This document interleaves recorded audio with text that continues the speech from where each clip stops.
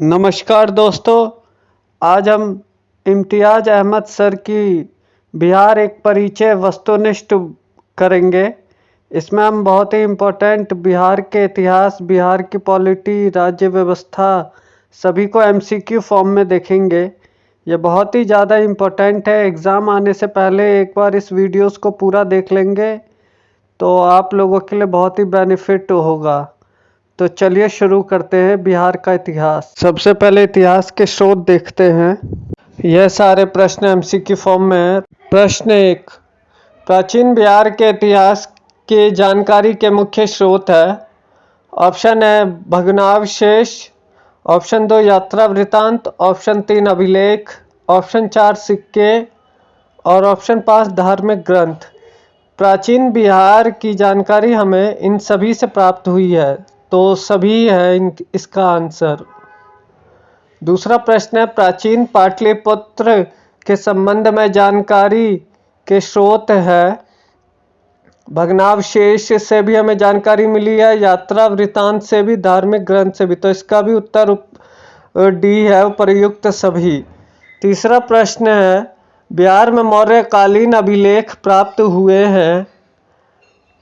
इसका सही उत्तर है लौरिया रेरास से, लौरिया नंदनगढ़ से, सासाराम से और रामपुरवा से।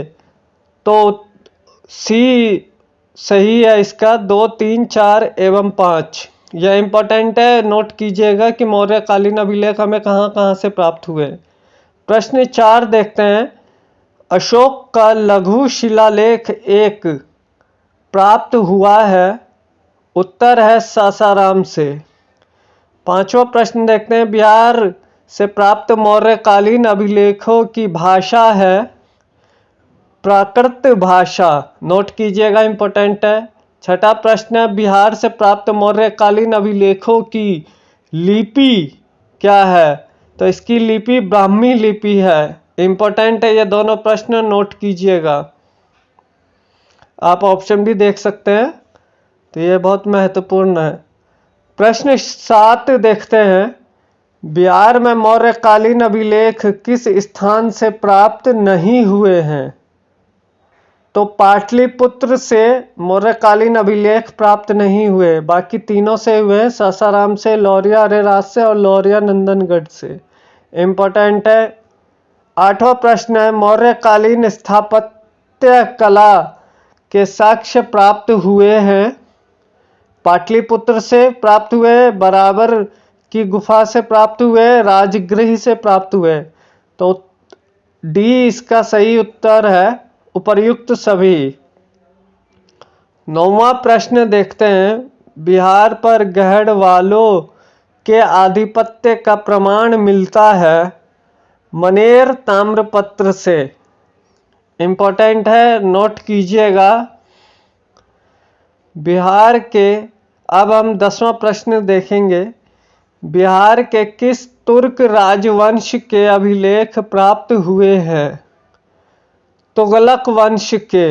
इंपॉर्टेंट है, बीपीएससी में डायरेक्ट पूछा जा सकता है। इम्तियाज अहमद सर की बुक से जो भी हम प्रश्न कर रहे हैं एमसीक्यू फॉर्म में, ये सारे इंपॉर्टेंट हैं, नोट कीजिएगा। 11वां प्रश्न देखते हैं। बिहार के किस क्षेत्र के संबंध में बसाती नोल उन्स एक मूल्यवान स्रोत है? तो यह तिरहुत है इसका सही उत्तर। 12वां प्रश्न है। बिहार आने वाले महत्वपूर्ण चीनी यात्री का नाम है?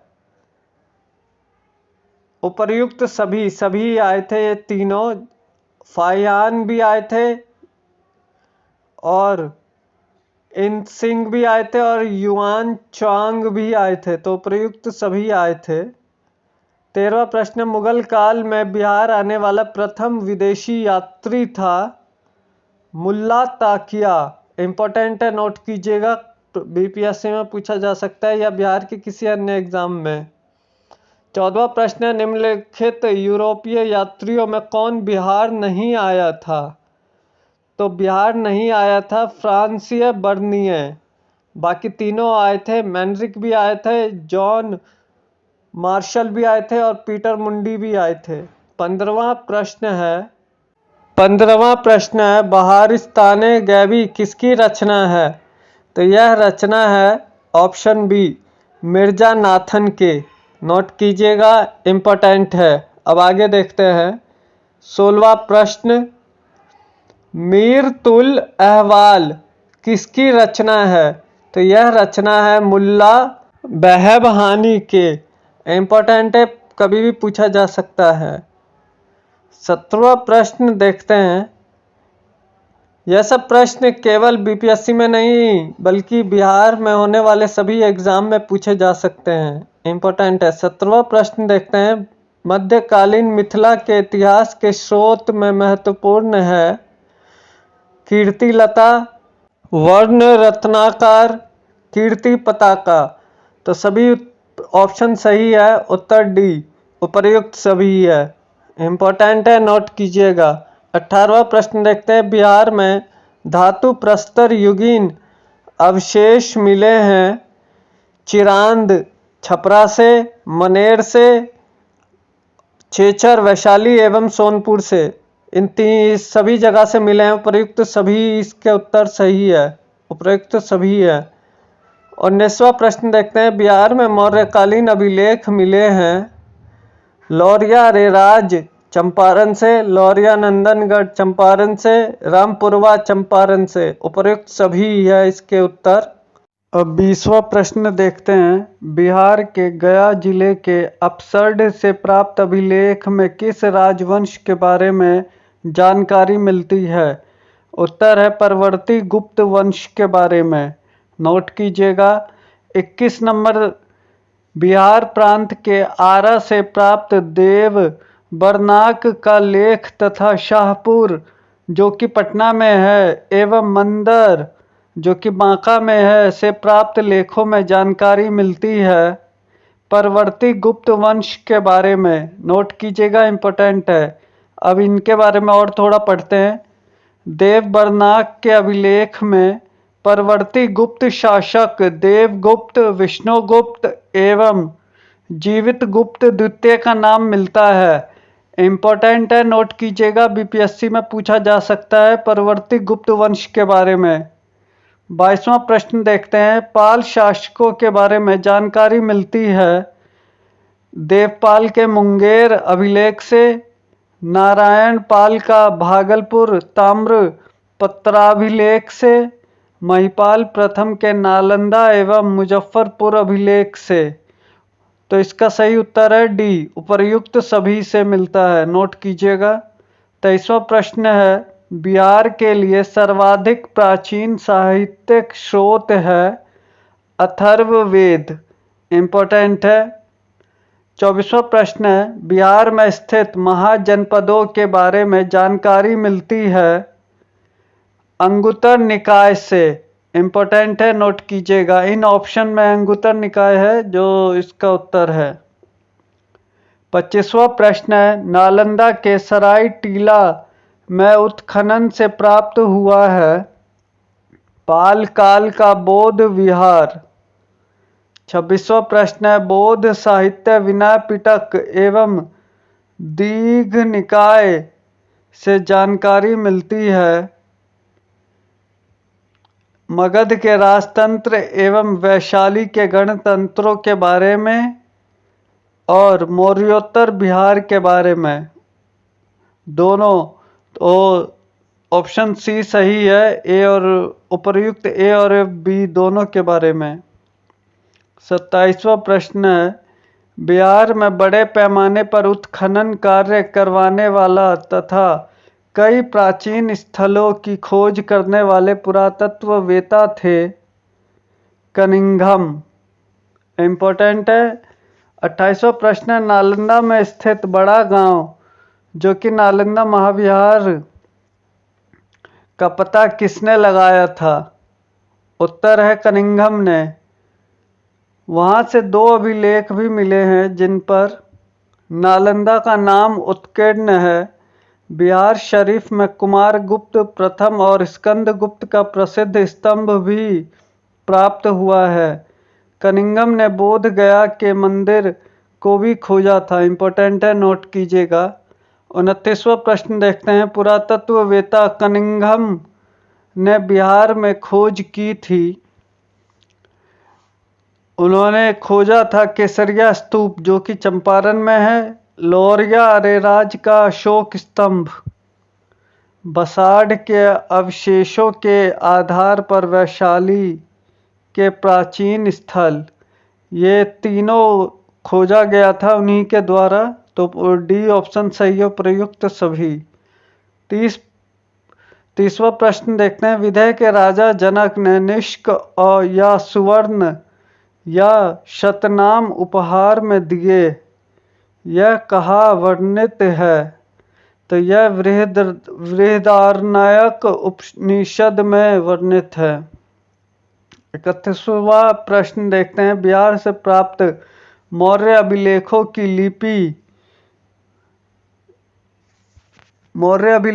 लिपि तो ब्राह्मी लिपि है, तो इनमें से कोई भी नहीं है, डी उपर्युक्त में से कोई नहीं। 32वां प्रश्न देखते हैं। बिहार से प्राप्त पहला द्विभाषी अभिलेख किस मध्यकालीन शासक से संबंधित है? शेरशाह से संबंधित है। 33वां प्रश्न है। वह पहला मुगल शासक कौन था जिसके अभिलेख बिहार में मिले हैं? तो वह अकबर था। इंपॉर्टेंट है, नोट कीजिएगा। 34वां प्रश्न देखते हैं। बौद्ध धार्मिक साहित्य में कौन ग्रंथ प्राचीन बिहार के इतिहास के संबंध में जानकारी का स्रोत है? तो वो है दीर्घ निकाय। इंपॉर्टेंट है, नोट कीजिएगा। सियर उल मुताखरीन की रचना किसने की? तो इसकी रचना गुलाम हुसैन तबतबाई ने की। इंपॉर्टेंट है। अब हम 36वां प्रश्न देखते हैं जिसमें मध्यकालीन बिहार से संबंधित इन स्रोतों को सही सुमेलित करना है। एक साइड है रचना और एक साइड है रचनाकार। तो सबसे पहले देखते हैं रियाज उस लातीन की रचनाकार कौन है? तो इनके रचनाकार है गुलाम हुसैन सलीम। तारीख़े शेर शाही, इसकी रचना किसने की है? इसकी रचना की है अब्बास सरवानी ने। और सी देखते हैं ऑप्शन वाक़ियाते मुश्ताकी, इसकी रचना की है रिजू कुलाह। ऑप्शन डी है अफसानाए शाह, इसकी रचना की है, इसके रचनाकार है शेख कबीर। बसातीनुल उन्स, इसके रचनाकार है इख्तिसान देहलवी। तो इसमें ऑप्शन बी है इसका सही उत्तर। 37वां प्रश्न देखते हैं। मुल्ला बहबहानी यात्री थे ईरान के। मुल्ला बहबहानी के यात्री वृत्तांत से आधुनिक बिहार के बारे में जानकारी मिलती है। इंपॉर्टेंट है, नोट कीजिएगा। आधुनिक बिहार के अध्ययन के लिए स्रोत है फ्रांसीसी बुकानन द्वारा संकलित विभिन्न report, district gazetteer, land survey and settlement report, Fort William, India House correspondence series. तो यह तीनों सही है, डी सही है, उपर्युक्त सभी। 39वां प्रश्न देखते हैं। कौटिल्य के अर्थशास्त्र में किस पहलू पर प्रकाश डाला गया? तो इसका सही उत्तर है राजनीतिक नीतियां पर। 40वां प्रश्न देखते हैं। अपसर्ड, गया से प्राप्त एक मंदिर का भग्नावशेष प्राप्त हुआ है। इसके दीवारों पर कथा दृश्य अंकित है रामायण के। इंपॉर्टेंट है, नोट कीजिएगा। तो यह थे हमारे बिहार के स्रोत के बारे में एमसीक्यू। अब हम देखते हैं प्राचीन बिहार में पूर्व ऐतिहासिक बिहार को। उम्मीद है आप लोगों को वीडियोस अच्छी लग रही होंगी। पहला प्रश्न है। बिहार में पूर्व ऐतिहासिक काल का आरंभ होता है अनुमानतः 40,000 ईसा पूर्व। सी ऑप्शन सही है। दूसरा प्रश्न है। बिहार में पूर्व ऐतिहासिक काल के अवशेषों में प्राप्त हुए हैं? कुल्हाड़ियों के फलक, चाकू एवं खुरपी एवं मृदभांड। डी सही है, यह तीनों प्राप्त हुए हैं। तीसरा प्रश्न है, बिहार में आदि मानव के निवास के आरंभिक साक्ष्य कहाँ से प्राप्त हुए हैं? तो यह प्राप्त हुए हैं मुंगेर एवं नालंदा से। बी सही है। चौथा प्रश्न है, बिहार में आदि मानव की उपस्थिति के आरंभिक साक्ष्य किस युग के हैं? तो यह है पूर्व प्रस्तर युग। ऑप्शन ए सही है। पांचवा प्रश्न है, बिहार में मध्यवर्ती प्रस्तर युग के साक्ष्य मिले हैं मुंगेर से। छठा प्रश्न है, बिहार में चिरांद जो सारण जिले में है एवं चेचर जो वैशाली में है से किस युग के अवशेष प्राप्त हुए हैं? तो यह नव प्रस्तर युग के हैं। सातवां प्रश्न है, बिहार में ताम्र प्रस्तर युग के परवर्ती चरण के अवशेष कहाँ से प्राप्त हुए हैं? यह चिरांद सारण से, चेचर वैशाली से, सोनपुर एवं मनेर इन चारों जगह से प्राप्त हुए हैं। तो डी ऑप्शन सही है, उपर्युक्त सभी। अब हम ऐतिहासिक काल का आरंभ देखते हैं। पहला प्रश्न है, बिहार सहित पूर्वी भारत में आर्यों का आगमन हुआ था अनुमानतः उत्तर वैदिक काल में लगभग 800 ईसा पूर्व में। दूसरा प्रश्न है, बिहार सहित पूर्वी भारत में आर्यों के विस्तार में सहायक था लोहे का उपयोग। ऑप्शन बी सही है। तीसरा प्रश्न है, श्रुति तथा किंवदंती के अनुसार महाभारत युद्ध के समय बिहार में मुख्य राज्य कौन कौन थे? तो यह थे मगध तथा विदेह और अंग एवं लिच्छवी। सी ऑप्शन सही है, प्रयुक्त ए एवं बी दोनों। चौथा प्रश्न है, वेद के किस ग्रंथ में बिहार के विदेह राज्य में आर्यों के आगमन तथा निवास का साक्ष्य विवरण मिलता है? तो यह मिलता है शतपथ ब्राह्मण में। इम्पोर्टेंट है, नोट कीजिएगा। अब इसका एक्सप्लेनेशन पढ़ते हैं। विदेह की प्रथम चर्चा शतपथ ब्राह्मण में मिलती है।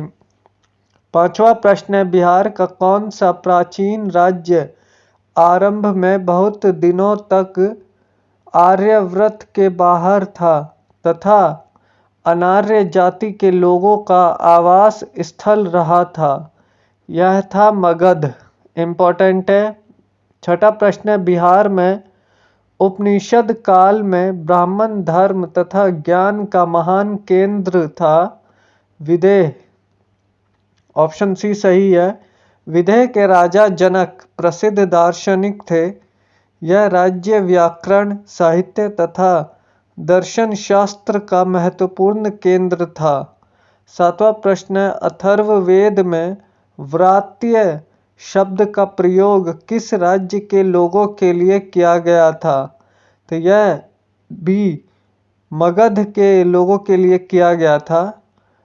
अथर्ववेद के एक सूक्त में पहली बार मगध का वर्णन मिलता है। इम्पोर्टेंट है, नोट कीजिएगा। आठवां प्रश्न है, बिहार का कौन सा राज्य उत्तर वैदिक काल का एक महत्वपूर्ण राज्य था? यह था विदेह। नौवां प्रश्न है, बिहार के भौगोलिक क्षेत्र की चर्चा सर्वप्रथम किस साहित्यिक रचना से मिलती है? तो यह शतपथ ब्राह्मण से मिलती है। अब हम देखेंगे प्राचीन बिहार में महाजनपद काल से कुछ महत्वपूर्ण प्रश्न को। पहला प्रश्न है, 6वीं शताब्दी ईसा पूर्व में भारत में 16 महाजनपदों का उदय हुआ।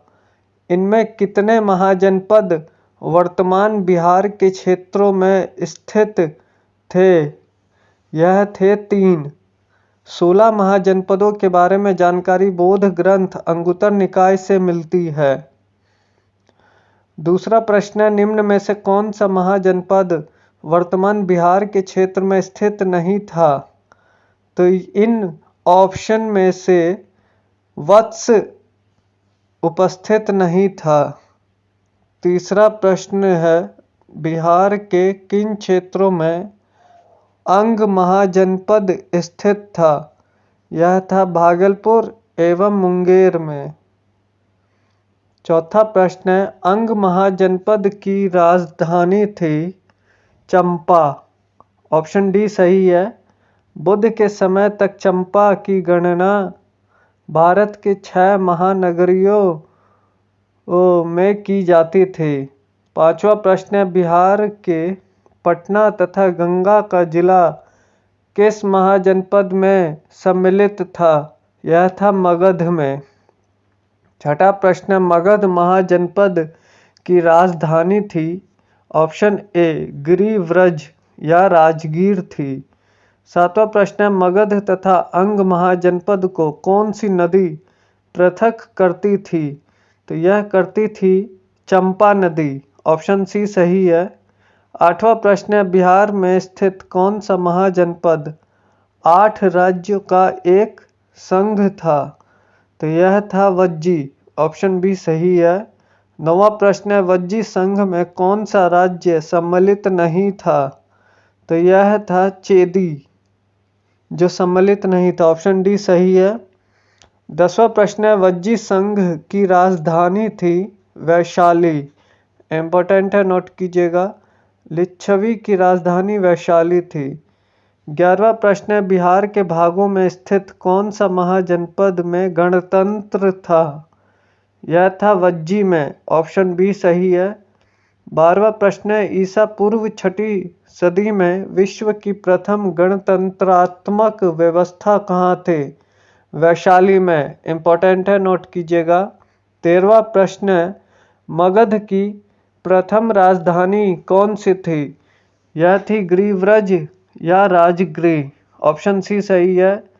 14वां प्रश्न है, प्राचीन भारत के 16 महाजनपदों में एक था। इन ऑप्शनों में अंग इंपॉर्टेंट है, नोट कीजिएगा। 15वां प्रश्न है, महाजनपद युग में पावापुरी किसकी राजधानी थी? यह थी मल्ल गणराज्य की। अब देखते हैं हम जैन धर्म के बारे में।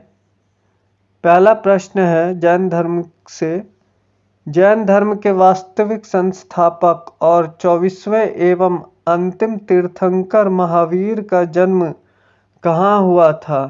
तो यह हुआ था कुंडग्राम।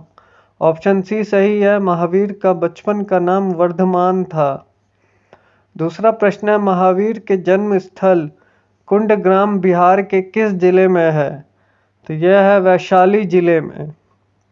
महावीर स्वामी का जन्म का वर्ष आम तौर पर 540 ईसा पूर्व माना जाता है, परंतु अब के समय में हम 599 ईसा पूर्व मानेंगे, जो अब सुधार हो चुका है, यह मिसप्रिंट था। तीसरा प्रश्न है, महावीर स्वामी के पिता सिद्धार्थ का संबंध था वज्जी संघ से। इंपॉर्टेंट है, नोट कीजिएगा। सिद्धार्थ वज्जी संघ के एक गणराज्य कुंडग्राम के शात्रक क्षत्रियों के प्रमुख थे। चौथा प्रश्न है, महावीर स्वामी की माता त्रिशला विदेह दत्ता राजकुमारी थी लिच्छवी की। ऑप्शन ए सही है। त्रिशला लिच्छवी प्रमुख चेटक की बहन थी। पांचवा प्रश्न है, महावीर स्वामी ने अपना अंतिम उपदेश दिया था पावापुरी में। ऑप्शन ए सही है, इंपॉर्टेंट है। पावापुरी बिहार के नालंदा जिला में स्थित है, नोट कीजिएगा।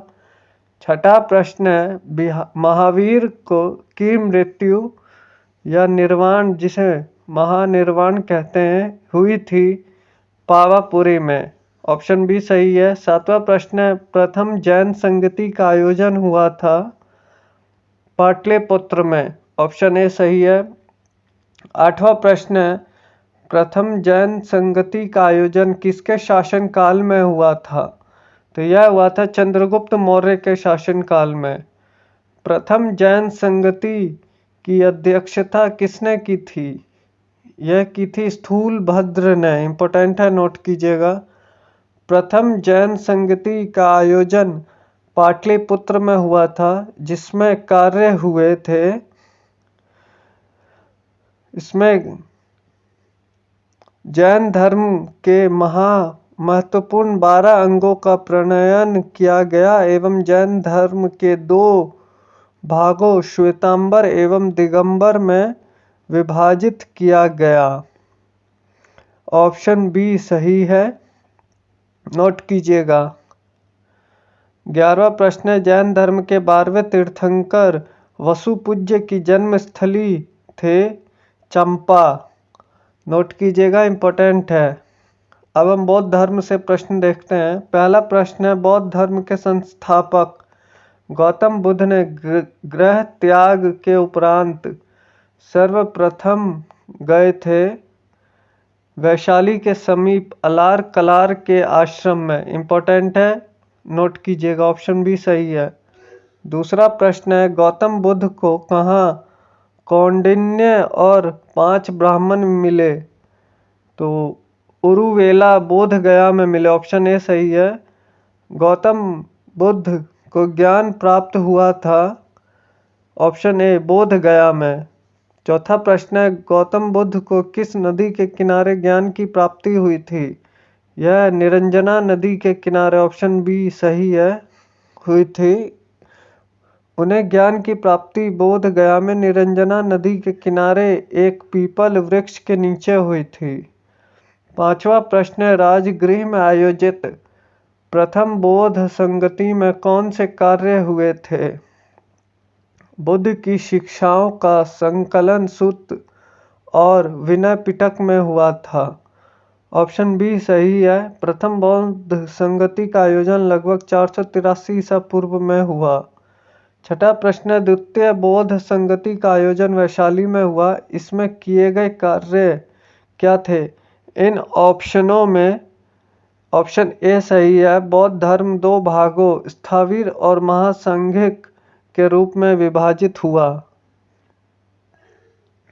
द्वितीय बौद्ध संगति का आयोजन 383 ईसा पूर्व में हुआ था। 7वां प्रश्न देखते हैं, तृतीय बौद्ध संगति का आयोजन पाटलिपुत्र में हुआ, इसमें किए गए कार्य थे, कुछ कठोर नियम बनाए गए तथा अभिधम्म पिटक का संकलन हुआ, ऑप्शन डी सही है। तृतीय बौद्ध संगति का आयोजन लगभग 251 ईसा पूर्व में हुआ। 8वां प्रश्न देखते हैं, निम्नांकित में किस नगर से महात्मा बुद्ध का घनिष्ठ संबंध रहा?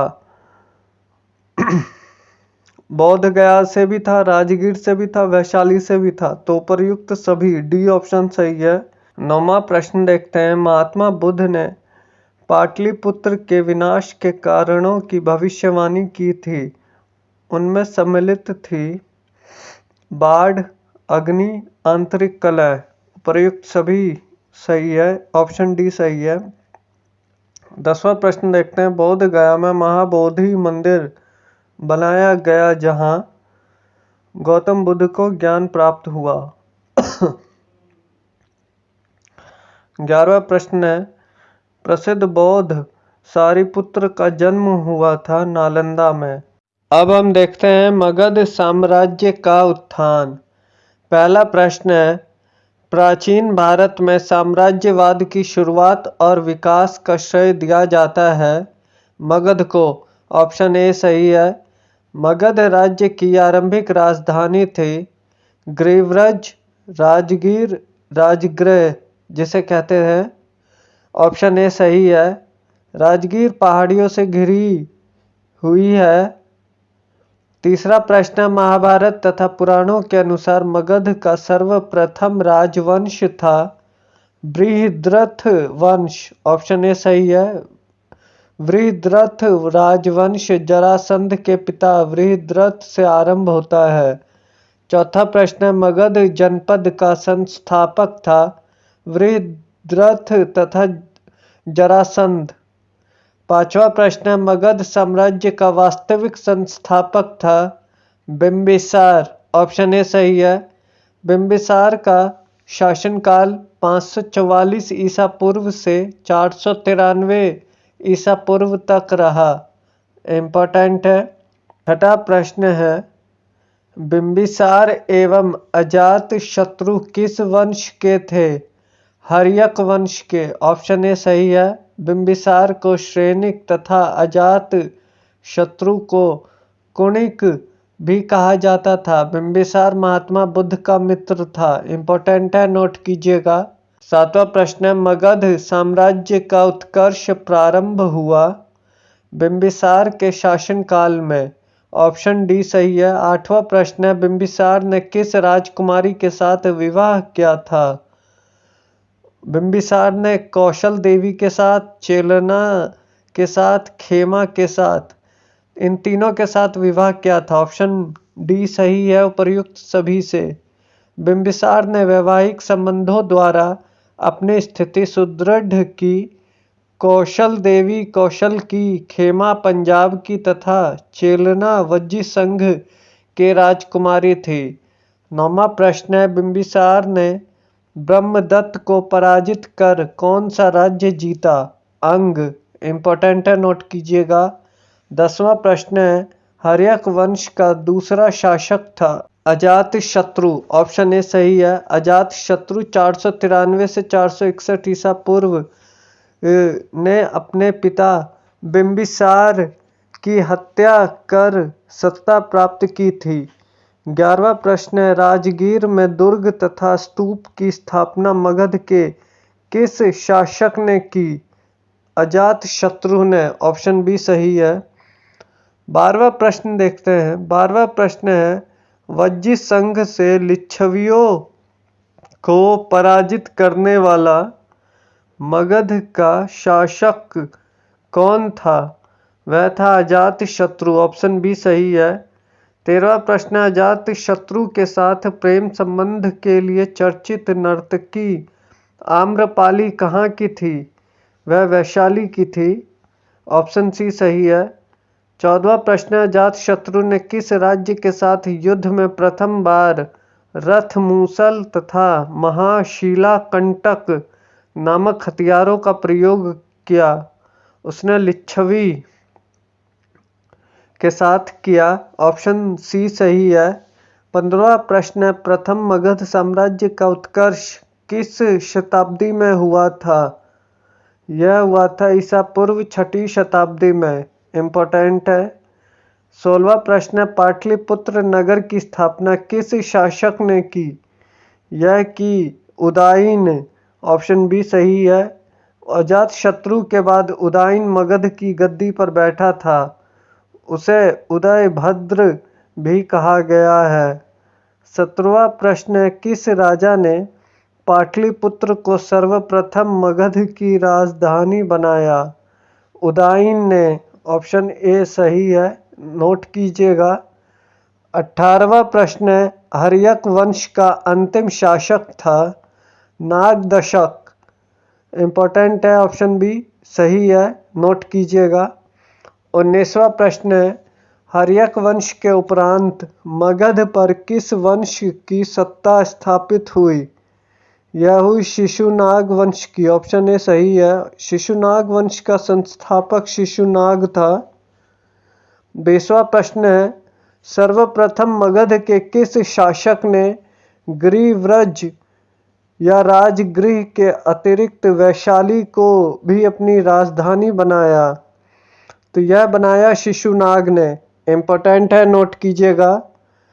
21वां प्रश्न, किस शासक ने पाटलिपुत्र को पुनः राजधानी बनाया और तब से मगध साम्राज्य की राजधानी पाटलिपुत्र ही रही? यह था कालाशोक ने के काल में हुआ। कालाशोक को काकवर्ण भी कहा जाता है। ऑप्शन सी सही है। 22वां प्रश्न है, द्वितीय बौद्ध संगति का आयोजन किसके शासनकाल में हुआ था? यह हुआ था कालाशोक के शासनकाल में। ऑप्शन डी सही है। 23वां प्रश्न, द्वितीय बौद्ध संगति का आयोजन कहाँ हुआ था? यह हुआ था वैशाली में। द्वितीय बौद्ध संगति का आयोजन 383 ईसा पूर्व में हुआ था। 24वां प्रश्न है, द्वितीय बौद्ध संगति की अध्यक्षता की थी साबक मीर ने। इंपॉर्टेंट है, नोट कीजिएगा, डायरेक्ट पूछा जा सकता है। 25वां प्रश्न है, नंद वंश का संस्थापक कौन था? तो यह था महापद्म नंद।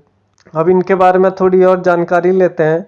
झा एवं श्रीमाली की पुस्तक प्राचीन भारत में नंद वंश का संस्थापक महानंदिन को बताया गया है। 26वां प्रश्न है, मगध के किस शासक को कली का अंश, परशुराम अवतार, क्षत्रियों का नाशक, सर्व छत्रांतक, एक छत्र और एक राठ कहा गया है? तो यह कहा गया महापद्म नंद को। ऑप्शन बी सही है, यह नंद वंश का सर्वाधिक प्रतापी शासक था। 27वां प्रश्न है, नंद वंश का अंतिम शासक कौन था? यह था धनानंद। ऑप्शन सी सही है।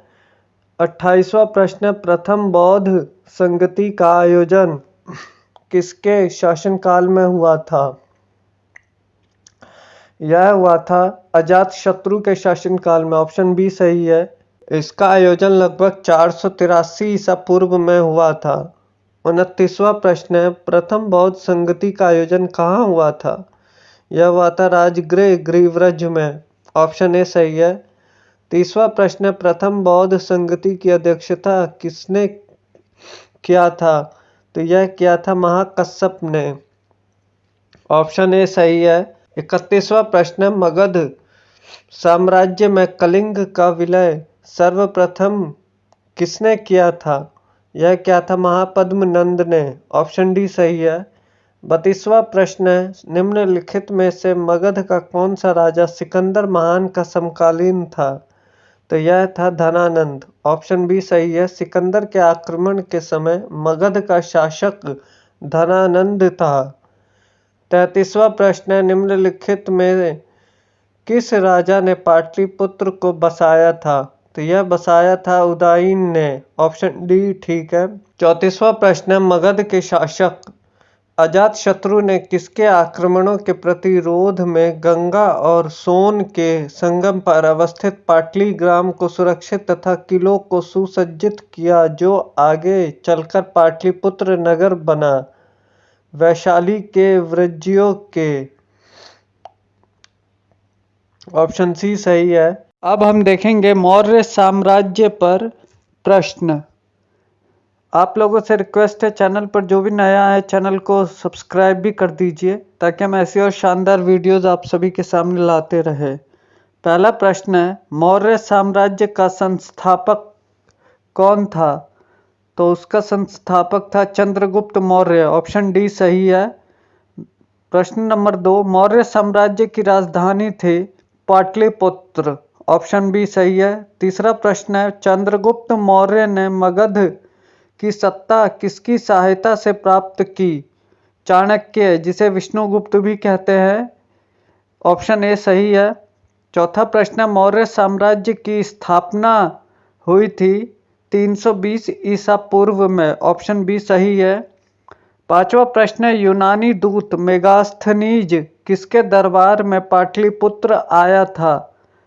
उत्तर है चंद्रगुप्त मौर्य के समय में।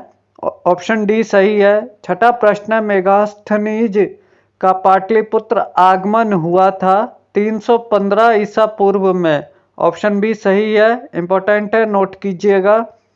सातवां प्रश्न, चंद्रगुप्त मौर्य के दरबार में मेगास्थनीज को भेजने वाला शासक था सेल्यूकस। ऑप्शन बी सही है।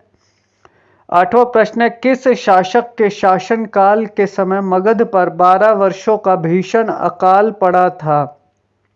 चंद्रगुप्त मौर्य। ऑप्शन डी सही है। नौवां प्रश्न, चंद्रगुप्त मौर्य का प्रधानमंत्री था चाणक्य। ऑप्शन ए सही है। 10वां प्रश्न, किससे मुक्ति दिलाने के कारण चंद्रगुप्त मौर्य को भारत का मुक्तिदाता कहा जाता है? यूनानियों से। ऑप्शन बी सही है। इंपॉर्टेंट है, नोट कीजिएगा। 11वां प्रश्न, वह स्त्रोत जिसमें पाटलिपुत्र के प्रशासन का वर्णन उपलब्ध है वह है इंडिका। जो मेगास्थनीज ने लिखी थी। इंपॉर्टेंट है, नोट कीजिएगा। 12वां प्रश्न है, नंद वंश के पश्चात मगध पर किस राजवंश ने शासक किया? तो मौर्य वंश ने किया। ऑप्शन ए सही है। 13वां प्रश्न है, मेगास्थनीज की पुस्तक का नाम क्या है? इंडिका। ऑप्शन डी सही है। 14वां प्रश्न है, अर्थशास्त्र के लेखक है कौटिल्य। ऑप्शन बी सही है। कौटिल्य का अन्य नाम चाणक्य एवं विष्णुगुप्त है। 15वां प्रश्न है, पाटलिपुत्र की शासन व्यवस्था का विस्तृत वर्णन किस विदेशी यात्री के वृत्तांत में मिलता है? मेगास्थनीज। ऑप्शन सी सही है। 16वां प्रश्न है, चंद्रगुप्त मौर्य के उपरांत मौर्य साम्राज्य का शासक बना? बिंदुसार। ऑप्शन डी सही है। 17वां प्रश्न है, किस मौर्य शासक के दरबार में आजीवक भविष्य वक्ता पिंगल वत्स रहता था? बिंदुसार के। ऑप्शन बी सही है। पिंगल वत्स ने ही अशोक के बारे में भविष्यवाणी की थी कि वह महान राजा बनेगा।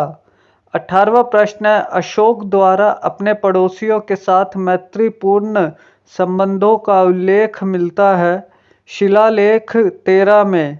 ऑप्शन सी सही है।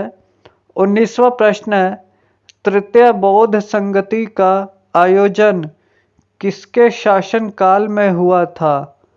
अशोक के। ऑप्शन डी सही है। 20वां प्रश्न है, तृतीय बौद्ध संगति की अध्यक्षता किसने की थी? मोगलीपुत्र तिस ने की थी। ऑप्शन ए सही है। इंपॉर्टेंट है, नोट कीजिएगा। 21वां प्रश्न है, तृतीय बौद्ध संगति का आयोजन कहाँ हुआ था? तो यह हुआ था पाटलिपुत्र में। ऑप्शन डी सही है। 22वां प्रश्न है, तृतीय बौद्ध संगति का आयोजन कब हुआ था? यह हुआ था 251 ईसा पूर्व में। ऑप्शन ए सही है। 23वां प्रश्न है, किस मौर्य शासक ने कलिंग पर विजय प्राप्त की थी? अशोक ने। ऑप्शन सी सही है। 24वां प्रश्न है, किस युद्ध में हुए भारी तबाही तथा जान माल की हानि को देखकर अशोक का हृदय परिवर्तन हुआ और उसने राजनीति त्याग कर धम्म नीति की घोषणा की थी? तो कलिंग युद्ध के बाद। ऑप्शन ए सही है। 25वां प्रश्न, अशोक का धम्म था नैतिक आचार संहिता। ऑप्शन ए सही है। 26वां प्रश्न, मौर्य साम्राज्य का केंद्रीय न्यायालय कहाँ स्थित था? पाटलिपुत्र में। ऑप्शन बी सही है। 27वां प्रश्न है, अशोक ने अपने धम्म यात्रा के अंतर्गत सर्वप्रथम किस जगह की यात्रा की? तो उसने बोध गया की यात्रा की। ऑप्शन सी सही है। इंपॉर्टेंट है, नोट कीजिएगा। 28वां प्रश्न है, अशोक ने अपने धम्म यात्रा के अंतर्गत बोध गया की यात्रा अपने राज्याभिषेक के किस वर्ष में की थी? 10वें वर्ष में। इंपॉर्टेंट है, नोट कीजिएगा। ऑप्शन बी सही है। 29वां प्रश्न है, अशोक के स्तंभ लेख बिहार के किस जिले से प्राप्त हुई? चंपारण से। इंपॉर्टेंट है, नोट कीजिएगा। 30वां प्रश्न है, बिहार से प्राप्त होने वाले अशोक के स्तंभ लेख नहीं है, रुमिनदेई नहीं है। ऑप्शन सी सही है। बाकी तीनों है, लौरिया रेराज, लौरिया नंदनगढ़ और रामपुरवा, यह बिहार से प्राप्त हुए हैं। 31वां प्रश्न है, अशोक के समय मौर्य साम्राज्य में 5 प्रांत का उल्लेख मिलता है। प्राची या प्राची प्रांत जो पूर्वी प्रदेश में थी की राजधानी थी पाटलिपुत्र। इंपॉर्टेंट है, ऑप्शन डी सही है। 32वां प्रश्न है, पाटलिपुत्र में स्थित चंद्रगुप्त का महल मुख्यतः बना था लकड़ी का। ऑप्शन सी सही है। 33वां प्रश्न है, चंद्रगुप्त मौर्य का राजप्रसाद स्थित था कुम्भहार पटना में। ऑप्शन ए सही है। कुम्भहार से 80 स्तंभों वाला मौर्यकालीन सभागार या राजमहल का अवशेष मिला है। इंपॉर्टेंट है, नोट कीजिएगा। 34वां प्रश्न है, किस विद्वान ने चंद्रगुप्त मौर्य के राजप्रसाद के बारे में कहा है कि इसकी शान शौकत का मुकाबला ना तो सूसा और ना एक बेतना कर सकते हैं? एरियन ने। इंपॉर्टेंट है, नोट कीजिएगा। 35वां प्रश्न है, चंद्रगुप्त मौर्य के राजप्रसाद के बारे में किसने कहा है कि यह प्रसाद मानव कृति नहीं है वरन देवों द्वारा निर्मित है? फाहियान ने। ऑप्शन बी सही है। 36वां प्रश्न है, किस शासक ने गया के निकट बराबर की पहाड़ियों में आजीविकों के लिए गुफाओं का निर्माण करवाया था? अशोक ने। इंपॉर्टेंट है, नोट कीजिएगा। ऑप्शन सी सही है। यह 4 गुफा थे, सुदामा, विश्व झोपड़ी, चौपाड़ तथा कर्ण।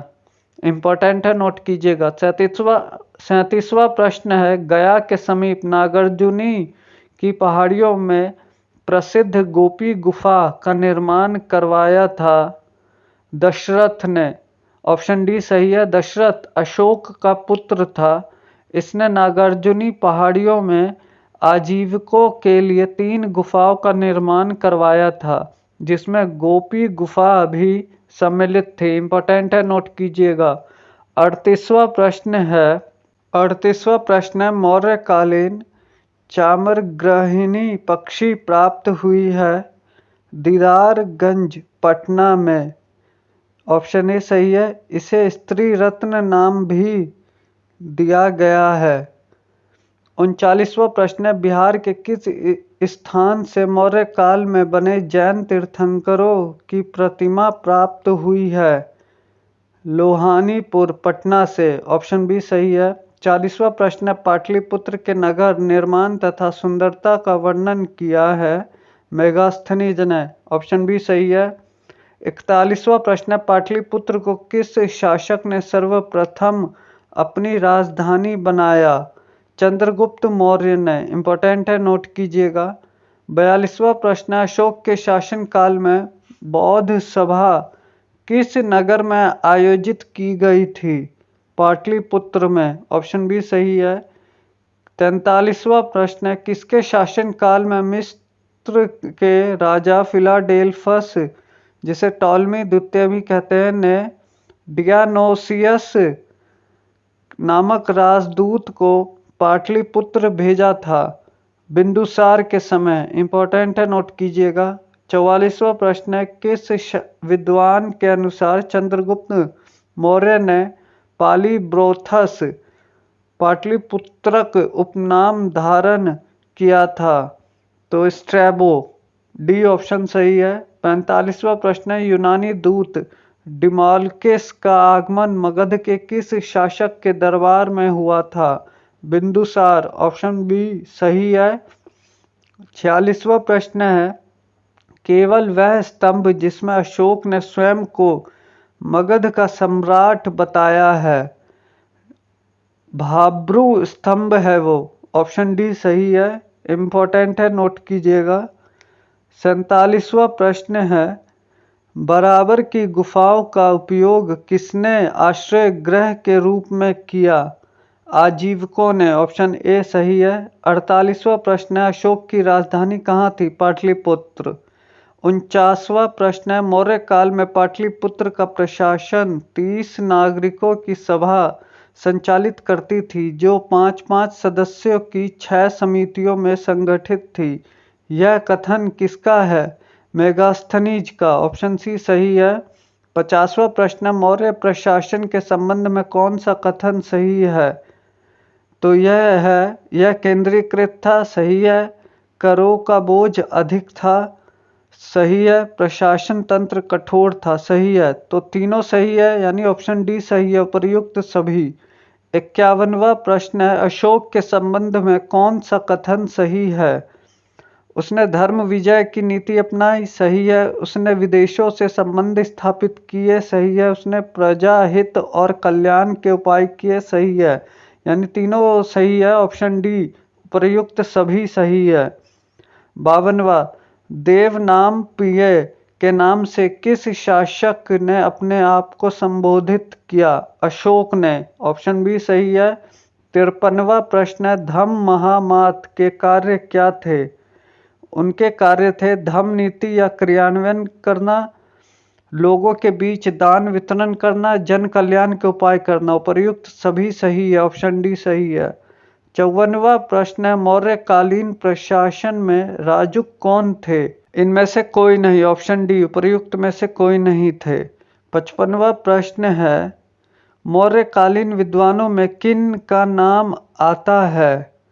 तो यह आता है कौटिल्य का, पाणिनि का, उपावर्ष का। ऑप्शन डी इन तीनों का आता है। इंपॉर्टेंट है, नोट कीजिएगा। 56वां प्रश्न है, मौर्यकालीन स्थापत्य के सुंदर उदाहरण है?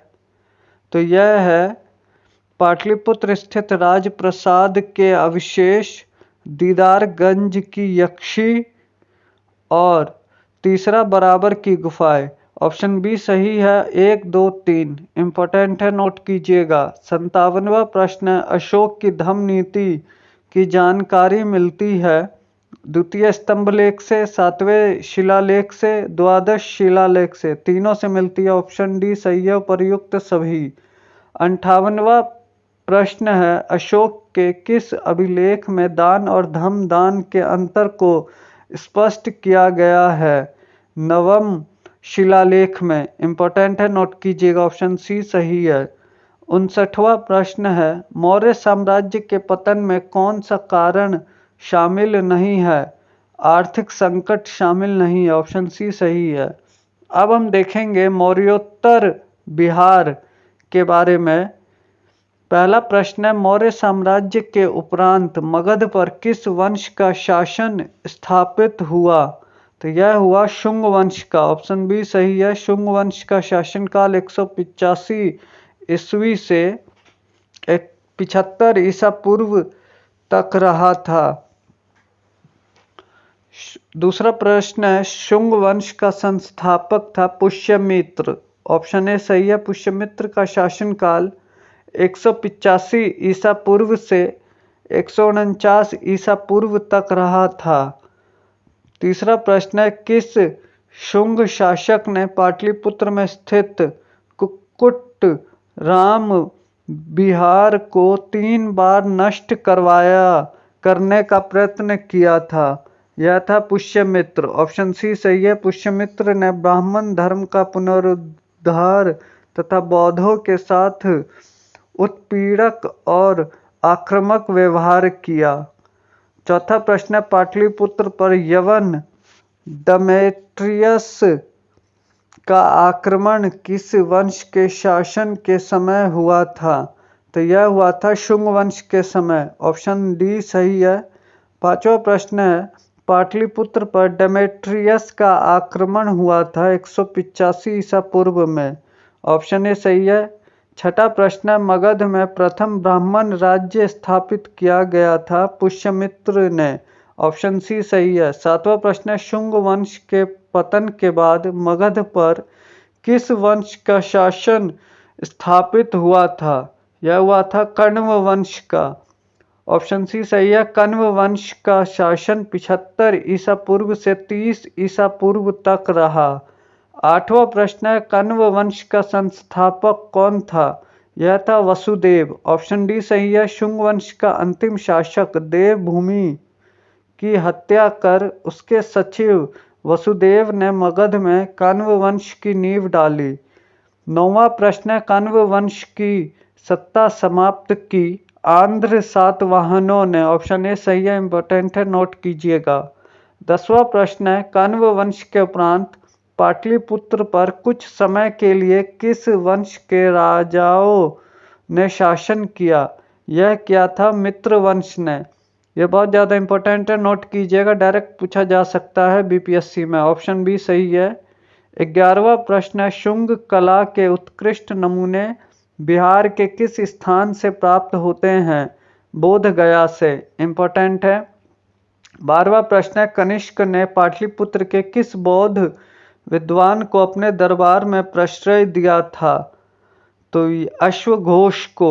ऑप्शन डी सही है। कनिष्क पाटलिपुत्र के राजा को बुरी तरह परास्त किया तथा हरजाने के रूप में वह यहाँ से अश्वघोष, बुद्ध का भिक्षा पात्र तथा एक अद्भुत मुर्गा ले गया था। इंपॉर्टेंट है, नोट कीजिएगा। 13वां प्रश्न है, मगध पर शासन करने वाले राज्य वंश का सही क्रम क्या है? तो इनका सही क्रम है हर्यक वंश, शिशुनाग वंश, नंद वंश, मौर्य वंश, शुंग वंश और कण्व वंश। ऑप्शन सी सही है। शुंग वंश की राजधानी थी पाटलिपुत्र। ऑप्शन डी सही है। कण्व वंश की राजधानी थी पाटलिपुत्र। ऑप्शन बी सही है।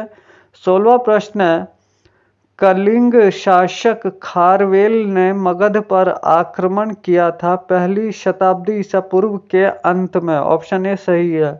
17वां प्रश्न है कलिंग नरेश खारवेल ने कहाँ से कीमती उपहार प्राप्त किया था?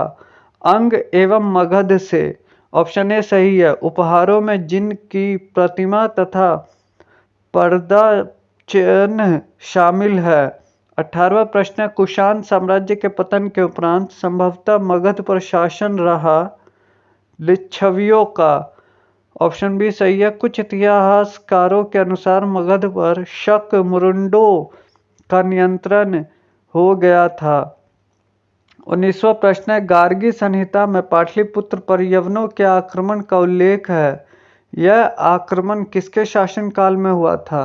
तो यह हुआ था पुष्यमित्र शुंग के शासनकाल में। ऑप्शन डी सही है।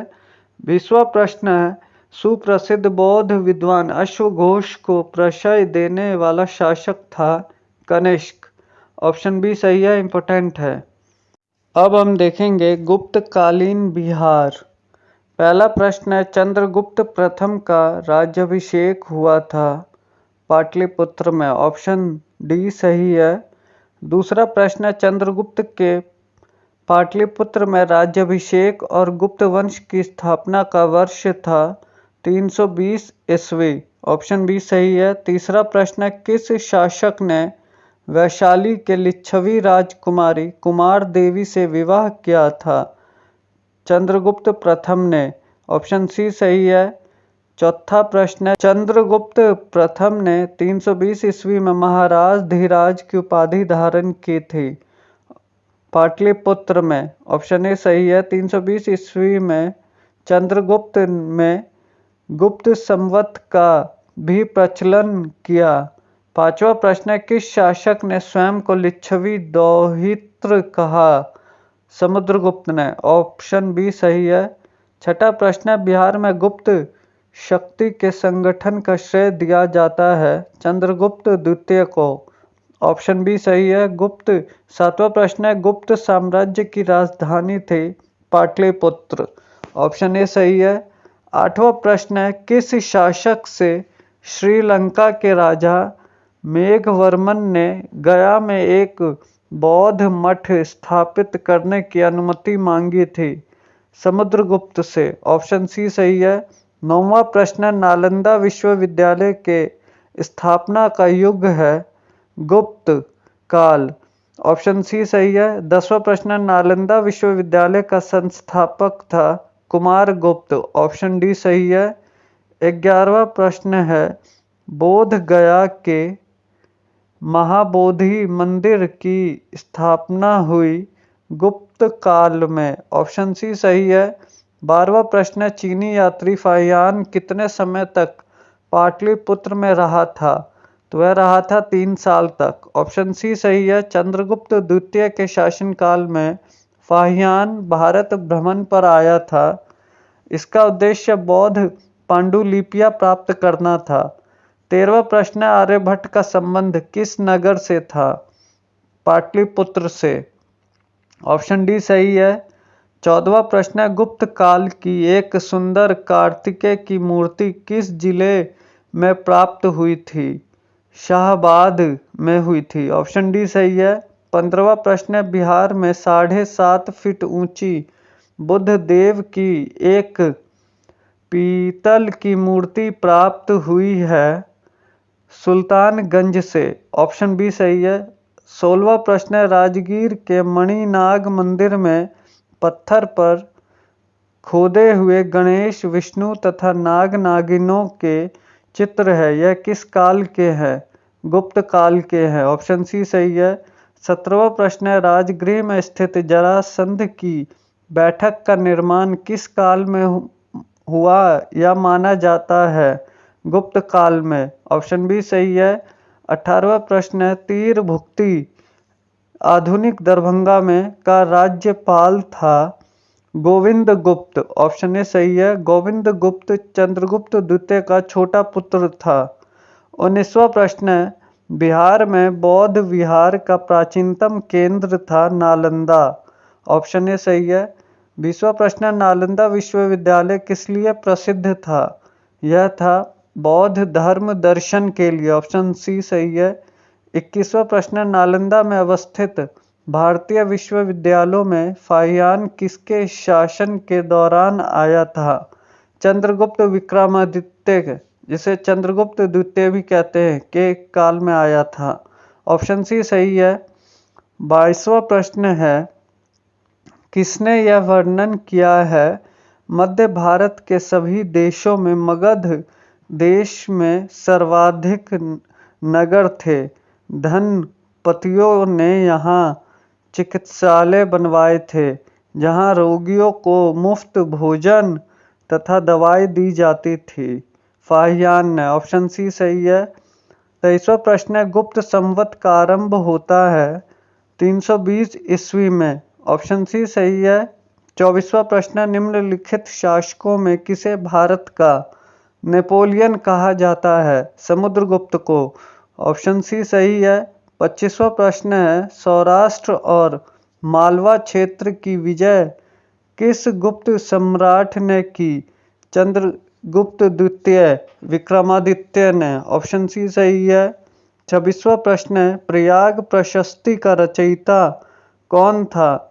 हरिसेन था। ऑप्शन बी सही है। 27वां प्रश्न है, किस गुप्त सम्राट ने दक्षिण भारत में सफल सैनिक अभियान किए? और समुद्रगुप्त ने। ऑप्शन बी सही है। 28वां प्रश्न है, प्रयाग प्रशस्ति में किस सम्राट के विजय अभियानों की चर्चा है? समुद्रगुप्त की। ऑप्शन डी सही है। 29वां प्रश्न है, गुप्त साम्राज्य के पतन के क्या कारण थे? हूनों के आक्रमण सही है, प्रशासन का सामंती स्वरूप सही है, और कमजोर शासक सही है। ऑप्शन सी सही है। 1, 2, 3। 30वां प्रश्न है, मगध पर मिहिर कुल का आक्रमण किस शासक के समय में हुआ था? नरसिंह गुप्त। ऑप्शन डी सही है। 31वां प्रश्न, गुप्त काल ज्ञान विज्ञान के विकास का स्वर्णिम युग था। इसमें योगदान करने वाले विद्वान थे वराहमिहिर, आर्यभट्ट और ब्रह्मगुप्त। ऑप्शन सी सही है। 1, 2, 3। अब हम देखेंगे मगध के परवर्ती गुप्त शासक। पहला प्रश्न है, मगध के परवर्ती गुप्त वंश का संस्थापक था कृष्णगुप्त। ऑप्शन ए सही है। कृष्णगुप्त का शासनकाल लगभग 510 से 525 ईस्वी तक रहा। दूसरा प्रश्न है, मगध के किस परवर्ती गुप्त शासक ने मौखरी शासक को पराजित किया था? कुमारगुप्त 3 ने किया था। ऑप्शन बी सही है। तीसरा प्रश्न, मौखरी शासक ने किसे परास्त कर मगध के अधिकांश भाग को जीत लिया? दामोदर गुप्त को। ऑप्शन बी सही है। चौथा प्रश्न है, हर्षवर्धन ने किसे मगध के क्षेत्र में अपना प्रतिनिधि बनाया था? माधव गुप्त को। ऑप्शन डी सही है। पांचवा प्रश्न है, हर्षवर्धन के मृत्युपरांत बिहार के कुछ क्षेत्रों में कुछ समय के लिए तिब्बत की संप्रभुता स्थापित हो गई थी, जिसका अंत किया था आदित्य सेन ने। ऑप्शन सी सही है। बिहार के किसी स्थानीय शासक अर्जुन ने चीनी यात्रियों को क्षति पहुंचाई थी। प्रतिशोध में तिब्बत और नेपाल की सेनाओं ने बिहार पर आक्रमण किया था। छठा प्रश्न है, मगध के किस परवर्ती गुप्त शासक ने अश्वमेध यज्ञ का आयोजन किया था? आदित्य सेन ने। ऑप्शन ए सही है। सातवां प्रश्न है, मगध के परवर्ती गुप्त वंश का अंतिम शासक था जीवित गुप्त द्वितीय। ऑप्शन बी सही है। अब इसके बारे में थोड़ा पढ़ते हैं। कन्नौज के शासक ने जीवित गुप्त द्वितीय की हत्या कर इस वंश का अंत कर दिया। 8वां प्रश्न है, मगध के किस परवर्ती गुप्त शासक को असंख्य शत्रुओं का विजेता कहा गया है? कृष्णगुप्त को। ऑप्शन ए सही है और यह इंपॉर्टेंट है, नोट कीजिएगा। यह विद्वानों द्वारा सदा घिरा रहता था। 9वां प्रश्न है, मगध के परवर्ती गुप्त शासक और उसके उपाधियों को सुमेलित कीजिए। एक तरफ है शासक और दूसरी तरफ है उपाधि। अब देखते हैं कौन से शासक किस उपाधि के लिए जाना जाता था। पहला है हर्षगुप्त। हर्षगुप्त को वीर योद्धा कहा जाता था। और कुमारगुप्त, कुमारगुप्त को महाराज धीराज कहा जाता था। जीवित गुप्त, जीवित गुप्त को राजाओं में शिरोमोर, जिसे क्षितिज चूड़ामणि भी कहते थे। और आदित्य सेन, आदित्य सेन को परम भट्टारक महाराज धीराज कहते थे। तो यह ऑप्शन सी सही होगा। 10वां प्रश्न है, मगध के किस परवर्ती गुप्त सम्राट के बारे में कहा गया है कि उसने समुद्र तट तथा हिमालय के शत्रुओं को जीता था? जीवित गुप्त के बारे में है। ऑप्शन डी सही है। 11वां प्रश्न है, हर्षवर्धन के मृत्यु के बाद मगध के अंतर्गत एक विस्तृत साम्राज्य स्थापित करने वाला प्रथम शासक था आदित्य सेन। ऑप्शन ए सही है। 12वां प्रश्न, मगध के किस परवर्ती गुप्त सम्राट के शासनकाल में चीनी राजदूत वांग हुएन से भारत की यात्रा की थी? आदित्य सेन के शासनकाल के समय। ऑप्शन डी सही है। 13वां प्रश्न है, मगध के परवर्ती गुप्त शासकों का सही क्रम कौन सा है? तो वह सही क्रम है कृष्णगुप्त, उसके बाद हर्षगुप्त, उसके बाद जीवित गुप्त, फिर कुमारगुप्त, दामोदर गुप्त, महासेन गुप्त, देवगुप्त, माधव गुप्त, आदित्य सेन। ऑप्शन बी सही है। अब हम देखेंगे गुप्तोत्तर युग और बिहार के बारे में। पहला प्रश्न है, चीनी यात्री एत्सिंग बिहार का भ्रमण किया लगभग 673 ईस्वी में। एत्सिंग ने लगभग 675 ईस्वी में से लगातार 10 वर्षों तक नालंदा विश्वविद्यालय में शिक्षा प्राप्त की। दूसरा प्रश्न है, हर्षवर्धन के समय में बिहार राज्य में कौन सा विश्वविद्यालय प्रसिद्ध था? नालंदा विश्वविद्यालय प्रसिद्ध था। ऑप्शन डी सही है। तीसरा प्रश्न है, चीनी यात्री ह्वेनसांग ने किस विश्वविद्यालय में अध्ययन किया था? नालंदा विश्वविद्यालय में किया था। ऑप्शन डी सही है। ह्वेनसांग ने नालंदा विश्वविद्यालय में 635 से 640